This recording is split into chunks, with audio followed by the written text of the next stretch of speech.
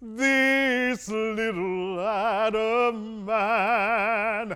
I'm gonna let it shine, let it shine, let it shine, let it shine. Everywhere I go, Lord, I'm gonna let it shine.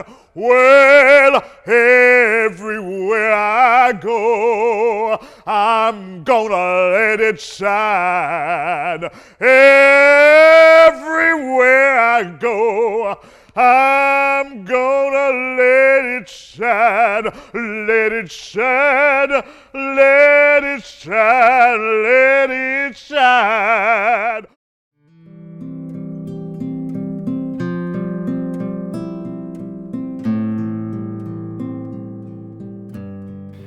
Before electricity, the state and the country were really economically and socially divided. There were the people who had electricity, and that was primarily the cities and towns. There were factories, there were jobs, there was opportunity. And then there was the rest of the country and the rest of rural coastal Georgia, which was essentially agriculture. My mother worked in the field, and she grew the crop: corn, potato, peas, beans, okra. No lights, no electricity, no refrigeration, no water. Life in this immediate area in Bryan, Liberty, McIntosh counties in the first 2 decades of the 1900s was pretty grim for the majority of people. The difficulties of eking out a living on subsistence agriculture, for one thing, had very little profit value in it. It became very difficult to make ends meet. Had lamps. That's the only way we had to see at night was with the lamp light. Yeah. And I had to study lesson by the lamp light. Sometimes I lay on the floor in front of the chimney with my book down there on the floor and study my lesson by the firelight from the chimney. Life was tough on the coast as we didn't have electricity, and people had to wash their clothes outside in the wash pots, and it was just tough going. You didn't have any way to keep your food cold, so you canned most of your food back then. But back yonder, they put that wood in the stove, and you had to keep putting wood in there to get your food get done. It takes so much longer. The New Deal was the program by which the nation began the road to recovery from an economic depression. The New Deal was composed of various federal programs by which people were put back to work and given job opportunities. The New Deal was really the economic salvation of the nation long before World War II came. Well, in 1935, then President Franklin Delano Roosevelt signed an executive order that created the Rural Electrification Administration. The REA was one of the most important of all the New Deal programs because for the first time, rural people all over America, including here in coastal Georgia, had an opportunity for electricity, which changed their lives in so many ways, made their lives better. And when the REA was enacted by congressional legislation in 1935, it immediately set in motion nationwide programs as part of the New Deal to give people an opportunity to better their lives, to have something they never had before. You hear of electricity, and most people associated that with the big cities. But now it was coming to the people that lived on the tidal creeks and the rivers and in the country and on farms, and it made a whole difference in everybody's lives. Well, cooperatives came about because at the time, the investor-owned utilities that served the cities didn't think it was worth their while to run lines outside the city limits. There weren't enough people to sell power to. The farmers weren't going to be able to take advantage of it. If they did run, they wanted to charge in excess of $15,000 a mile, and that was in 1930 dollars. And so they made it very cost prohibitive. Now, one thing that farmers knew an awful lot about was cooperatives. They had already had farm market cooperatives, so it was just a natural evolution of that they would form what would be not-for-profit, customer-owned cooperatives. It actually started when the county agents of McIntosh County and Liberty County began to come together and talk. They formed a Coastal Electric Cooperative in June of 1940 and began to go door to door and solicit memberships. Cooperatives are a unique business model. They don't teach it anymore in school, we're finding out, but it's where a group of people come together who need a service or have another need, and rather than paying somebody else and let them take the extra profits for it, they get together and do it themselves at cost. And so, in our case, providing electricity, we provide electricity to our members at cost. At the end of the year, if there is any money left over, we assign it to their account and give it back to them at some point in the future when our cash allows us to do that. Well, after the coming of electricity was available, it was possible for businesses to do things that used motors. You know, you could have a tire shop. You know, you could have a machine shop. You could have welding. Commercial fishermen, such as oyster fishermen and shrimp fishermen, all of a sudden could make ice to keep on their boats, to keep their catches cold.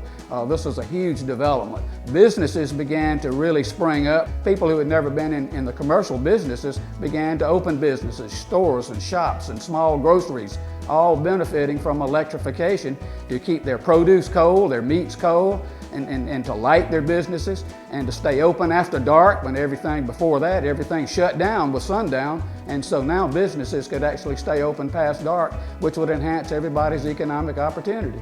Well, it enabled development and growth throughout the county. A lot of industry started actually moving south to take advantage of the southern economy.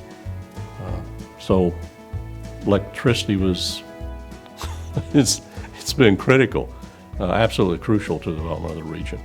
Coastal Electric always was there to help us when we saw the opportunity to attract business or industry to the community. Midway Industrial Park, the Tradeport Business Center, we couldn't have done those without the kind of assistance that's been provided by Coastal Electric Cooperative. They were always the first one to step up to the plate and say, let us help. Because it is a great mutual relationship. Elan Technology is a manufacturer of microelectronic component insulators that are made out of electronic glasses, ceramics, and composites. We have parts on the Space Shuttle, the Hubble Telescope, JDAM missile, Patriot missile guidance systems, heart valve defibrillators, pacemakers, oxygen sensors, parts in the airbag triggers. So everywhere where there's a microelectronic current that needs to be insulated, that's where we are. We decided to move the company from New Jersey. We surveyed 31 sites from Virginia all the way to Florida. And we selected Liberty County. We looked at infrastructure support. And then we looked for a supplier of energy. Now, Coastal Electric was the one that took the trouble to fly to New Jersey to visit our plant and look at our power needs. And to find somebody that showed that level of interest in providing the service. We're an aerospace manufacturer of critical rotating hardware, engine parts. And we make parts only for jet engines. Customers like Rolls-Royce, General Electric, Pratt & Whitney are our prime customers. Service has been fantastic, really from the start. They came in and said, well, let me just explain what a co-op is and how this works. And we're going to have a little contract here where we talk about what the energy costs will be and those kind of things. And by the way, we're putting a substation in here for your company, and we're going to have 25 megawatts of power, and this is going to be good, and here's your portion of it, but it's beyond what you're going to need. And we're looking at ways to connect that power so that there's two loops, so a downtime of power was a key to us. So that sort of innovative and forward thinking was very important to us and made us feel very comfortable. Coastal Georgia is growing very rapidly. Coastal Electric is very proud to be part of that and to help this area grow and to reach its fullest potential. We're doing that by working with our development authorities to help craft proposals that will attract industries to the area. We're working with our environmental groups to make sure that when those industries come, they adhere to the same standards we do. This is our home. We want to protect our coast. We're working with our schools to try to make sure that the workforce is educated and ready to go. Without question, a hallmark of Coastal Electric Cooperative is the commitment that we give to education in our communities. We support our schools through scholarship programs, through safety, through education programs. We invest over $100,000 a year in our youth. We think our youth is our biggest resource. We want them to have those opportunities to learn and then to come back and work in our area. We want to help create those jobs so that this will still be home. One of the things that Coastal Electric takes great pride in is innovation and technology. We are always trying to figure out how to do more with less. And increasing our response times is one of our goals in all the technologies that we evaluate. Because we're a small electric cooperative, we can be an early adopter of technology because we don't have a lot of layers of bureaucracy to go through when we want to make decisions. Over the years, our focus has been to install smart devices on our system that can bring back information to tell us proactively how the system is functioning. And that reduces our time to troubleshoot and figure out where the problems are. Probably no higher calling in life than the call to serve other people. And that's what we feel like we're doing here. We're helping other people. And you got to feel good about that. And electric co-ops, just by their definition, are people helping other people. We still like the fact that it's all about service to people, service above self. And that's why we come to work. Our belief is that we want to be the provider of what our members want. Because we still want to be your energy provider of choice going forward there. What is the future going to look like in 10 years, 15 years? I'm not really sure. It's kind of scary as fast as it's changing. But as your electric cooperative, we still plan to be there. We want to be your partner. We want to be your trusted partner. 75 years ago, the next greatest thing in the lives of so many people in rural coastal Georgia was the coming of electricity. That was the transformation. That was the moment that literally brought them out of the darkness into light. Now, 75 years later, that job's been done. And we look to the future to say, today, what's the next greatest thing? What will the next generation expect from their electric cooperative? I don't know. But I know this, is just as we responded to the needs of the members in 1940, that's what we will do again. Whatever the future holds, whatever direction the technology will lead us, this electric cooperative will be at the forefront of bringing it to our members. Oh, yes, thank you for everything. I mean, they pull out all the stops. Anything we need, they do their best to try to help us with it.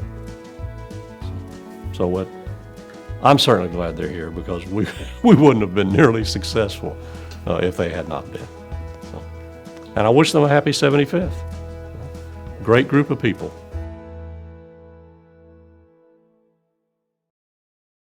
This little light of mine, I'm gonna let it shine. Let it shine, let it shine, let it shine. This little light of mine, I'm gonna let it shine. Oh, this little light of mine, I'm gonna let it shine. This little light of mine, I'm gonna let it shine. Let it shine, let it shine, let it shine. Everywhere I go, Lord, I'm gonna let it shine. Well, everywhere I go, I'm gonna let it shine. Everywhere